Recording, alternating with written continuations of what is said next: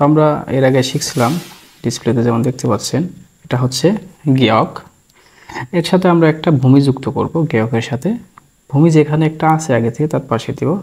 তো এটা হয়ে গেলে এখন নতুন ব্যঞ্জন বর্ণ। এই ব্যঞ্জন বর্ণটার নাম হলো ক্ষিয়ক। এটার নাম ক্ষিয়ক। ক্ষিয়কের উচ্চারণ সবসময় খ, সে পাচ্ছিমে থাকুক আর না থাকুক। ক্ষিয়কের উচ্চারণ হলো খ। এরপর আমরা জানতাম এটা ছিল একটা দ্বিগত। দ্বিগতের সাথে আমরা একটা ভূমি দেব, মাঝখানে দিয়ে দিই। তো এটা হয়ে গেল একটা থিউত। থিউত, থিউতের উচ্চারণ সবসময় থ হয়ে থাকে। থিউতের উচ্চারণ সর্বদা এই একটাই, সে পাচ্ছিমে থাকুক আর না থাকুক। এরপর আমরা জানতাম যে এরকম একটা মানুষ, ভূমি এবং মানুষ, মাঝখানে একটা এরকম ভূমি, এটার নাম কি জানতাম? বিউপ।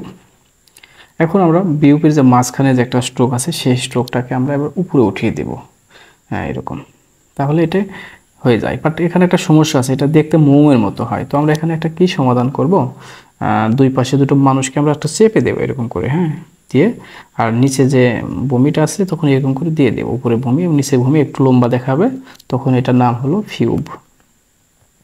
ফিউব, ফিউবের উচ্চারণ সর্বদাই ফ হয়ে থাকে, ফ। তো এটা একটা সহজ উচ্চারণ, ফ। আর আমরা জানতাম এরকম ছিল একটা জিউত। জিউতের উপর দিয়ে আমরা একটা ভূমি দেব। তো প্রত্যেকটার উপরে একটা ভূমি দিয়ে দিয়ে আসতেছি। জিউতের উপর ভূমি দিলাম, এটা হয়ে গেল আমাদের সিউত। সিউত, সিউতের উচ্চারণ ছ এবং বাচ্চিমে গেলে হবে ত। সিউতের উচ্চারণ ছ এবং বাচ্চিমে গেলে ত, হ্যাঁ এটা মনে রাখবেন। তো কেমন, যেমন হচ্ছে আমি এটা লিখি, এটা হলো সি, সীমা, সীমা, সীমা। এটা কি? সীমা মানে হচ্ছে স্কার্ট। আমি যদি এভাবে লিখি, এটা মিয়, নিচে দিলাম হচ্ছে ছ, হয়ে গেল ত, মিয়ত। মিয়ত মানে কত, তাই তো? সিউত। তো আমরা এখন কি শিখলাম? চারটি, যে এটা হচ্ছে আমাদের ক্ষিয়ক, থিউত, ফিউব এবং সিউত। এই হলো আমাদের চারটি ব্যঞ্জন বর্ণ। এবার আমরা দেখব এটা একটা হচ্ছে গেয়ক আর একটা গেয়ক লিখবো পাশে। তো এখানে দুটো গেয়ক হলো, মানে হচ্ছে ডাবল গেয়ক, that's called twain or double. বাংলায় হচ্ছে জোড়া বা যমজ বা খাফল এরকম। এটাকে কোরিয়ানরা বলে থাকে সাং। সাং মানে হলো জোড়া, তো জোড়া গেয়ক, এটাকে বলা হয় সাং গেয়ক। সাং গেয়ক, সাং গেয়ক। সাং গেয়কের উচ্চারণ সর্বদাই ক, সে যেখানে থাকুক। তো আমরা এটা কি পেলাম? সাং গেয়ক। সাং গেয়কের উচ্চারণ হবে ক। তারপর এটা আমরা জানতাম একটা দ্বিগত আর একটা দ্বিগত পাশাপাশি করব, তাহলে দুটো দ্বিগত মানে সাং দ্বিগত। সাং দ্বিগতের উচ্চারণ হবে সর্বদাই ত।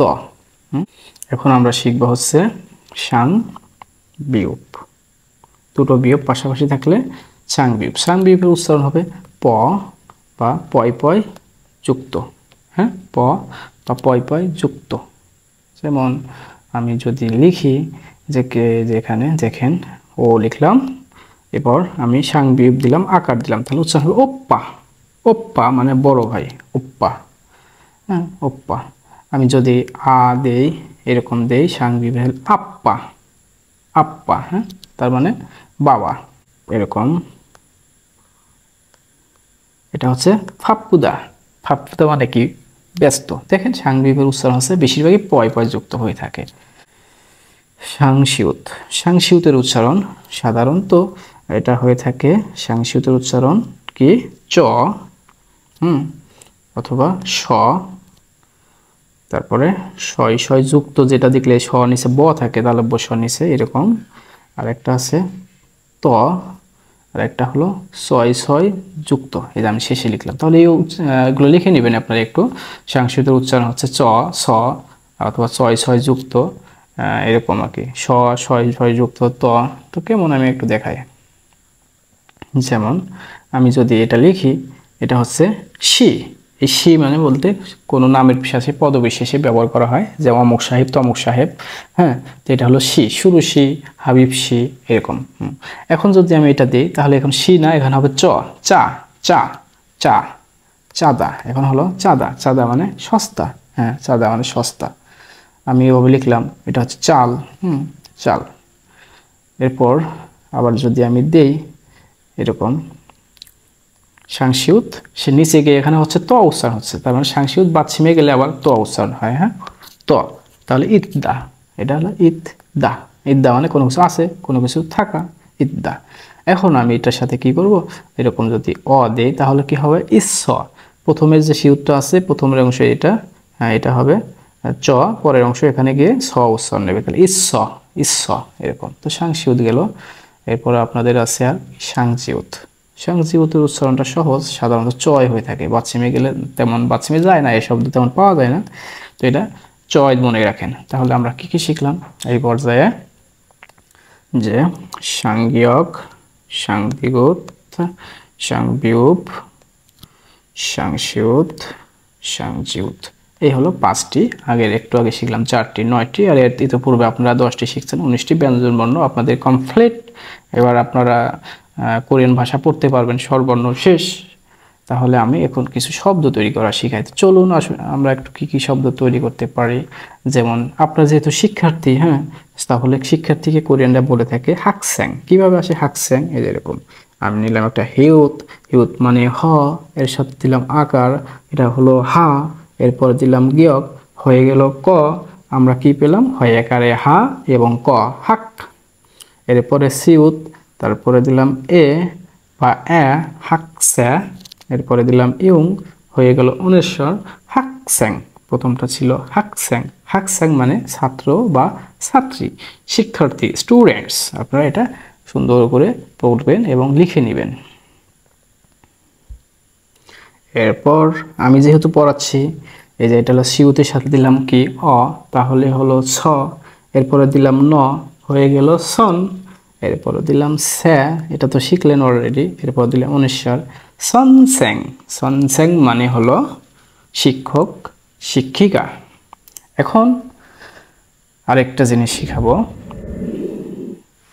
নিউন বা ন, রস্মিকা দিলাম নি, দিলাম হলো ম, হয়ে গেল নিম। নিম বলতে এটা একটা সম্মানার্থে কোনো একটা অর্থের সাথে, নাউনের সাথে এটা ব্যবহার করা হয়। শ্রদ্ধেয়, বিশেষ করে কোনো পেশার নাম, পেশার ক্ষেত্রে, হ্যাঁ, এবার কোন নামের শেষে। তো আমি বলি, একটু আগে কি শিখেছিলাম আমরা, যে এরকম সন স্যাং এর সাথে নিম দেই, তার মানে বোঝাচ্ছে যে শ্রদ্ধেয় শিক্ষক বা শিক্ষক। সরাসরি শিক্ষক বলতে তারা বলে থাকে সনসেং নিম, তার মানে আমি তাকে শ্রদ্ধেয় শিক্ষক অভিহিত করতেছি। তো সংক্ষেপে আমরা বলছি সনসেং নিম, আব নিম, হং নিম। আমরা দেখি কেমন করে আসে। যেমন এটা হলো হ, এর সাথে দিলাম ইয়, হিয়, এবার দিলাম অনেশ্বর হিয়ং, এর সাথে দিলাম নিম, হিয়ং নিম। হিয়ং নিম মানে শ্রদ্ধেয় ভাইজান, বড় ভাই। আর শুধু আমি যদি এটা লিখি, হিয়ং মানে বড় ভাই। ওকে, তো ঠিক আছে, আমরা আজকে কয়েকটি শব্দ শিখলাম। এরপর আর কয়েকটি শব্দ তৈরি করা শিখি। যেমন এটা হলো জিউত, আকার দিলাম যা, অনেশ্বর জাং, ইয়কের সাথে আকার দিলাম প, হলো বিয়োগ গিয়ে জাঙ্গাপ মানে হাতের দস্তানা, জাঙ্গাপ মানে দস্তানা। এটা হলো জয় রস্যিকারে জ, জ, জ এবং ঝড় মাঝামাঝি উচ্চারণ হয় জু। এরপরে হলো বয় রস্যিকারে বু, জুবু, জুবু মানে গৃহিণী, জুবু মানে গৃহিণী। এটা আমি দিলাম কি আ, এরপরে দিলাম আকার বিয়োগের সাথে আ বা। তো আমি একটু ঠিক করে লিখব, এটা হলো আ ব, হ্যাঁ আ ব, এরপরে জয় রস্যিকারে জি, আবজি মানে বাবা। তারপর এটা হলো অ, এর সাথে মর সাথে অ দিলাম ম, নর সাথে রস্মিকার অমনি, অমনি মানে মা। তাহলে আবজি হলো বাবা, অমনি মানে মা। এখন বাবা এবং মা একসাথে কি হয় দেখেন, বাবা এবং মা একসাথে ফু, ফুমো, ফুমো মানে হচ্ছে বাবা এবং মা একসাথে। হ্যাঁ, তো আমরা কি বাবা মাকে তো অবশ্যই শ্রদ্ধা করে বলবো, হ্যাঁ, সম্মান দিয়ে বলবো, তাহলে আমরা একটু নেম দিব। হ্যাঁ, কখনো ভুলবেন না এটা দিতে। ফুমোনিম মানে প্যারেন্টস, বাবা মা, ফুমোনিম, ফুমোনিম। আরও কিছু দরকারি জিনিস শেখাবো আপনাদের। তো আপনারা একটু আমার সাথে ক্লাসগুলো করতে থাকেন। আগামীতে আমি আপনাদের কোরিয়ান কিছু গ্রামার শেখাবো টুকটাক, হ্যাঁ, পাশাপাশি শব্দ তৈরি করা শেখাবো, সঠিক উচ্চারণগুলো শেখাবো এবং আপনাদের গ্রামারের পাশাপাশি বাক্য তৈরি করাও শেখাবো। তো ধারাবাহিকভাবে আমাদের ক্লাসগুলো একটু দেখবেন এবং আমাদের ক্লাসগুলো যদি ভালো লাগে একটু কমেন্ট করে জানাবেন কীভাবে আরও ভিডিওগুলো করলে, ক্লাসগুলো তৈরি করলে ভালো হয়, এবং আপনাদের বন্ধুদের মাঝে একটু শেয়ার করে দিবেন যাতে সবাই দেখতে পারে, উপকৃত হতে পারে। তো আমি এই পর্যায়ে লিখলাম একটা হ, আকার দিলাম হা, এরপরে দিলাম দ, দিলাম আকার হাদা। হাদা মানে করা, এটি একটি ভার্ব, ভার্ব বা ক্রিয়া। হাদা, হাদা মানে করা। এরপরে খ একারে খা, এরকম দ একারে দা, খাদা মানে যাওয়া, এটাই একটি ভার্ব। খাদা মানে যাওয়া। এখন দেখেন আমি যদি দিই এরকম জয় করে জো, নিচে দিলাম হিউত, সে বাচ্চিমে গিয়ে হলো থ, যোথ দা। এবার দয়াকারে দা, যোদ্ধা, যোদ্ধা। হ্যাঁ, যোদ্ধা মানে হলো ভালো, এটা একটা অ্যাডজেক্টিভ, অ্যাডজেক্টিভ বা বিশেষণ, বিশেষণ। এরপরে এটা লিখলাম হচ্ছে মর সাথে অ দিলাম, কি হলো ম, কিয়ক নিচে গিয়ে হলো ক, মক দিগত, এখানে দ দিলাম আকার দা, হয়ে গেল মকদা। ম অ ক মক দয়াকাতা, মকদা। মকদা মানে খাওয়া, মকদা মানে খাওয়া। সাংশিউত, সাংশিউত শিখছি একটু আগে। সাংশিউতের উচ্চারণ হবে এখানে স, ছয় ছয় যুক্ত স, স এর সাথে উ দিলাম স, স এরপরে দিলাম আকার দা, সুদা। সুদা মানে লেখা, সুদা মানে ব্যবহার করা, সুদা মানে লেখা, সুদা মানে ব্যবহার করা। এই তো আমরা শব্দ তৈরি করা শিখতেছি, উচ্চারণ করা শিখতেছি। তো ক্লাসগুলো আশা করি আপনাদের সবার ভালো লাগবে। পরবর্তী ভিডিওগুলো আমি আর তৈরি করব। তো এই পর্যায়ে আজকে আপনাদের এখানেই বিদায় নিচ্ছি। সবাই ভালো থাকবেন, সুস্থ থাকবেন। আমার ক্লাসগুলো ভালো লাগলে আমার চ্যানেলটি সাবস্ক্রাইব করে রাখবেন এবং বেল আইকন চেপে নেবেন, পরবর্তী ভিডিওগুলো আসলে সাথে সাথে পাবেন। নতুন থেকে যারা কোরিয়ান ভাষা শিখতেছেন, আগের ভিডিওগুলো ভালোভাবে দেখেন, প্র্যাকটিস করেন, ইনশাল্লাহ ভালো করতে পারবেন। তো ধন্যবাদ সবাইকে।